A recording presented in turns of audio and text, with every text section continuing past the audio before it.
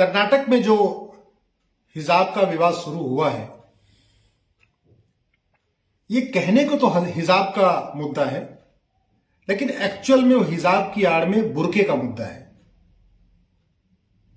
वो केवल हिजाब की बात नहीं हो रही है, वो कह रहे हैं हम बुर्का पहन के आएंगे, आज हिजाब पहनेंगे कल बुर्का पहनेंगे और परसों क्लास में नमाज भी पढ़ेंगे। अगर 2 बजे नमाज का टाइम हो जाएगा, हम क्लास बंद करना पड़ेगा और हम वही नमाज भी पढ़ेंगे। साथियों, संविधान में एक आर्टिकल 30 है। उस आर्टिकल 30 में हिंदुओं को अपना गुरुकुल खोलने का अधिकार है, मुस्लिम्स को अपना मदरसा खोलने का अधिकार है, सिखों को अपने धार्मिक स्कूल खोलने का अधिकार है, जैन मुनि जैन संप्रदाय के लोग हैं वो अपने धार्मिक स्कूल खोल सकते हैं, बौद्ध अपने स्कूल खोल सकते हैं। तो संविधान में ऑलरेडी एक प्रोविजन है आर्टिकल 30 का, वो ये कह रहा है कि भाई ठीक है, आप अपनी पसंद का स्कूल खोल लीजिए, अपने धार्मिक किताबों को पढ़ाइए, अपने धार्मिक मान्यताओं के हिसाब से कपड़ा पहनिए। तो जिनको बुर्का, हिजाब, नकाब से बहुत लगाव है, वो जो स्कूल आर्टिकल 30 के अंतर्गत खुले हुए हैं वहां जाएं। हिंदू अपने हिसाब से जाएं, वहां पे जनेऊ पहन के जाएं, बिना कपड़े के जाएं, शिखा रख के जाएं, तिलक लगा के जाएं। मुस्लिम्स वहां बुर्का पहन के जाएं, हिजाब पहन के जाएं, नकाब पहन के जाएं, छोटा पैजामा पहन के जाएं, बड़ा कुर्ता पहन के जाएं, जैसे भी जाना उनको जाए। बौद्ध अपने में जाए। तो ऑलरेडी संविधान में प्रोविजन है आर्टिकल 30 का, जो कह रहा है अपने स्कूल खोल लीजिए और वहां अपनी धार्मिक शिक्षा दीजिए, धार्मिक रीति रिवाज को बताइए। तो जिनको चाहिए था वो वहां स्कूल में नहीं जा रहे, वो कह रहे हैं हम सेकुलर स्कूल में जाएंगे, लेकिन मुस्लिम बन के जाएंगे। भैया, मुस्लिम बन के जाना है तो आर्टिकल 30 के अंतर्गत जो मदरसा उसमें जाइए। जो school right to education act के अंतर्गत बना, जो स्कूल सेकुलर एक्ट के अंतर्गत बना, जो स्कूल सेकुलरिज्म को फॉलो करते हुए बना है, उसमें आने की क्या जरूरत है? ये तो एग्जाम्पल, इसको आप ऐसे समझिए कि रेलवे स्टेशन पे एक लेडीज टॉयलेट है, एक जेंट्स टॉयलेट है। लेडीज कह रही है कि नहीं, हम लेडीज टॉयलेट में नहीं जाएंगे, हम जेंट्स टॉयलेट में जाएंगे। या मेट्रो में एक लेडीज कोच है, एक नॉर्मल कोच है। अब लेडीज कह रही कि नहीं, लेडीज कोच तो हमारे लिए बना ही है, लेकिन हम लेडीज कोच में नहीं चढ़ेंगे, हम जेंट्स वाले कोच में चढ़ेंगे। ये मेन विवाद ये है। दुनिया के कई देशों में बुर्का बैन हो चुका है। कितनी बार सबको पता चल चुका है कि अलगाववादी, कट्टरवादी, माओवादी, नक्सली, देश विरोधी बुर्के को यूज कर रहे हैं। आतंकवादी बुर्के के अंदर बंदूक AK-56, AK-47 लेके घूम रहे। इसके बावजूद मैं ये नहीं कह रहा हूं बुर्का बैन करिए, मैं तो ये कह रहा हूं बुर्का पहन के जाना है तो उस स्कूल में जाइए जहां बुर्का अलाउ है, उस स्कूल में जाइए जो आर्टिकल 30 के अंतर्गत बना हुआ है। सेकुलर स्कूल में आने की क्या जरूरत है? जब संविधान कहता है कि आप धर्म के आधार पे कोई टैक्स नहीं लेंगे, धर्म के आधार पे कोई पैसा खर्च नहीं करेंगे, तो यानी जो सेकुलर स्कूल बना है वहां पे आप कोई धार्मिक शिक्षा नहीं दे सकते। जब धार्मिक शिक्षा नहीं दे सकते तो धार्मिक कपड़ा कैसे पहन सकते? आप जब सेकुलर स्कूल में आ रहे हैं तो हिंदू मुसलमान बन के क्यों आ रहे हैं? आप वहां पे भारतीय बन के आइए ना, एक इंडियन बन के आइए। मुस्लिम बन के हिंदू बन के आना है, हिंदू बन के मुस्लिम बन के पढ़ाई करना है, तो आपके लिए ऑलरेडी स्कूल है।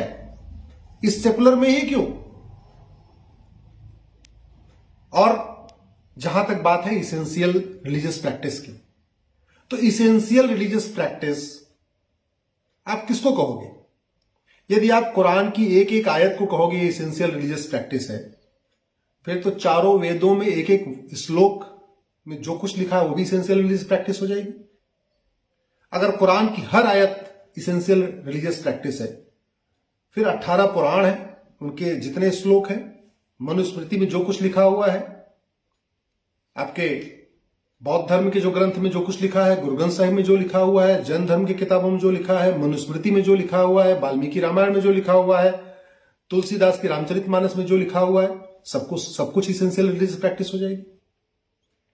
आप अगर ये कहोगे नहीं बुर्का और हिजाब ये इस्लाम का अभिन्न अंग है, फिर तो जो लोग परशुराम की पूजा करते हैं वो कहेंगे फरसा लेके चलना हमारा रिलीजियस राइट है।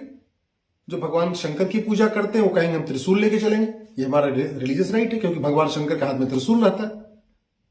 जो लोग परशुराम जी की पूजा करते हैं वो कहेंगे परशुराम जी के हाथ में फरसा था तो मैं भी फरसा लेके चलूंगा। जो लोग देवी जी की पूजा करते हैं वो कहेंगे हम तो तलवार लेके चलेंगे।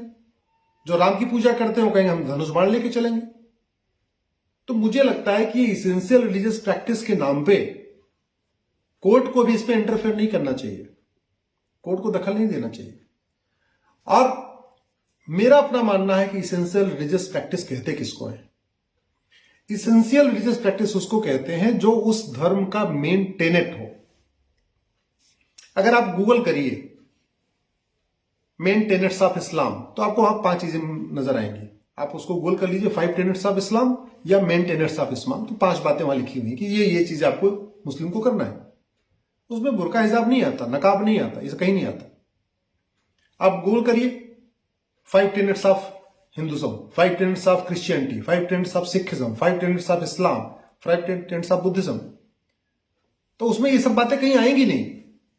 सत्य बोलना ये इसेंशियल रिलीजियस प्रैक्टिस है, हिंसा न करना ये इसेंशियल रिलीजियस प्रैक्टिस है, चोरी डकैती नहीं करना इसेंशियल रिलीजियस प्रैक्टिस है, दान करना ये इसेंशियल रिलीजियस प्रैक्टिस है। ये तो होती है, लेकिन बुर्का पहनना, हिजाब पहनना, अगर बुर्का हिजाब पहनना इसेंशियल रिलीजियस प्रैक्टिस हो जाएगी, फिर तो फरसा लेके चलना इसेंशियल रिलीजियस प्रैक्टिस हो जाएगी, तलवार लेके चलना, त्रिशूल लेके चलना, धनुष बाण लेके चलना, ये भी इसेंशियल रिलीजियस प्रैक्टिस हो जाएगी।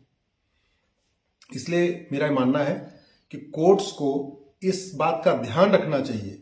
अगर उन्होंने कुरान में लिखने के कारण किसी चीज को इसेंशियल रिलीजियस प्रैक्टिस मान लिया तो तय मानिए कल को नागा साधु आएंगे, स्कूल में एडमिशन फॉर्म खरीदेंगे और स्कूल में जाएंगे, कहेंगे हम अपनी मान्यताओं के हिसाब से स्कूल में जाएंगे, फिर आप उनको कैसे रोकेंगे? जैनियों में भी कुछ लोग निर्वस्त्र रहते हैं, वो कपड़ा नहीं पहनते, मान लो वो कहते हैं हम तो जाएंगे जी, ये हमारी मान्यता है, हम बिना कपड़े के रहेंगे, हम जाएंगे, हम पढ़ाई करेंगे, आप उनको कैसे रोक लोगे? तो इसलिए कोर्ट को इस मामले में बहुत संभल के चलने की जरूरत है। मेरा यह कहना है कि इस देश में कॉमन ड्रेस कोड की जरूरत है। कॉमन ड्रेस कोड रहने से ऊंच नीच का भेदभाव खत्म होता है, गरीब अमीर का भेदभाव खत्म होता है। क्लास में जब सब बच्चे एक जैसा कपड़ा पहनते तो वहां हिंदू मुसलमान फीलिंग नहीं आती, वहां ऐसा लगता सब एक जैसे पढ़ने वाले स्टूडेंट्स हैं। मेरा आग्रह यह है कि जब आप स्कूल में आप पढ़ने आ रहे हैं तो आप स्टूडेंट बन के आइए, जब कॉलेज में आप पढ़ने आ रहे हैं तो आप केवल स्टूडेंट बन के आइए। हाँ, मदरसे में पढ़ना है तो आप मुसलमान बन के जाइए, गुरुकुल में पढ़ना है तो हिंदू बन के जाइए, कॉन्वेंट स्कूल में पढ़ना है आप बकायदा गाउन पहन के जाइए, क्रिश्चियन बन के जाइए, मंदिर में जाना है हिंदू बन के जाइए, मस्जिद में जाना है मुस्लिम बन के जाइए, गुरुद्वारा जाना है सिख बन के जाइए। लेकिन जब स्कूल में आ रहे हैं, सेकुलर स्कूल में आ रहे हैं, जो सेकुलर पब्लिक प्लेस है, तो वहां आपको सेकुलरिज्म फॉलो करना पड़ेगा। कुछ लोग कहते हैं जी सिखों की पगड़ी कैसे अलाउ हो गई है, वो गलत बयानी कर रहे हैं। इसेंशियल, एक बार सिखों की पगड़ी को इसलिए कोर्ट ने इसेंशियल रिलीजियस प्रैक्टिस माना क्योंकि जब सिख पंथ की स्थापना हुई थी तो पहली बार जो मीटिंग हुई थी, जो गुरुदेव ने पहली बैठक किया था, उसमें वो खुद पगड़ी पहन के आए थे। उन्होंने 5 चीजें कही थी सबको पहनने के लिए, उसमें कड़ा था, उसमें पगड़ी भी थी। तो जब जिस दिन बौद्ध धर्म की स्थापना हुई उस दिन महात्मा बुद्ध ने जो कुछ कहा वो इसेंशियल रिलीजियस प्रैक्टिस हो सकती है। जिस दिन सिख पंथ की स्थापना हुई, गुरुदेव ने जो कुछ कहा, जो कपड़ा पहना, वो इसेंशियल रिलीजियस प्रैक्टिस हो सकती है। जैन धर्म की स्थापना जिस दिन हुई उस दिन जो पहली बार उन्होंने ज्ञान दिया, पहली बार जो बातें कही, वो इसेंशियल रिलीजियस प्रैक्टिस हो सकती है। इस्लाम की जब स्थापना हुई तो मोहम्मद साहब ने डे 1 जो चीजें कही वो इसेंशियल रिलीजियस प्रैक्टिस हो सकती है। लेकिन बुर्का नहीं हो सकता। क्यों? क्योंकि मोहम्मद साहब के घर में कोई बुर्का हिजाब नकाब नहीं पहनता था, उनकी बहुएं नहीं पहनती थी, उनके नाती पोते नहीं, उनकी नातिन नहीं पहनती थी, उनकी पोती नहीं पहनती थी। बुर्का हिजाब नकाब तो करीब 60-70 साल के बाद आया, उनके खत्म होने के 60-70 साल के बाद आया। जो चौथे खलीफा ने उसको इंप्लीमेंट किया, शुरू 3 खलीफा ने बुर्का हिजाब नकाब ने भी इंप्लीमेंट नहीं किया था। और एक बार उन्होंने किया भी हो तो आप पहन के जाइए, शादी विवाह में जाइए, घर में जाइए, रिश्तेदारों में जाइए और मदरसे में जाइए। ये सेकुलर वाले में ही क्यों? मैंने आपको कहा ना, ये लड़ाई क्या है कि लेडीज टॉयलेट बनी हुई है, लेकिन लेडीज कह रही है हम जेंट्स टॉयलेट में जाएंगे। ट्रेन में लेडीज कोच है, लेकिन कह रही हम लेडीज कोच में नहीं चढ़ेंगे, हम जेंट्स वाले कोच में चढ़ेंगे। तो जहां पे अपने कपड़े पहन के जाने का स्कूल है, हम उसमें नहीं जाएंगे, हम मदरसे में नहीं जाएंगे, हम सेकुलर स्कूल में आएंगे, लेकिन हम मुस्लिम बन के आएंगे। लड़ाई ये है। आशा करता हूं कि ये बात आपको सही लगी होगी, ठीक लगी होगी। मेरा आपसे आग्रह है, इस विषय को अधिक से अधिक प्रचार प्रसार करिए। एक सेकुलर स्कूल, एक आर्टिकल 30 का स्कूल, इनमें बहुत अंतर है। लड़ाई सेकुलर में जो आपका आर्टिकल 30 का स्कूल है, विशेष स्कूल है, उसमें आप जाइए, किसी ने नहीं रोका है। लेकिन सेकुलर आप स्कूल में जो एंट्री कर रहे हैं, मेन विवाद ये है। और वैसे भी 21वीं सदी आ रही है, 21वीं सदी में हम कहां 1400 साल पुरानी चीजों के लिए लड़ रहे हैं, ये भी समझने की जरूरत है। धन्यवाद।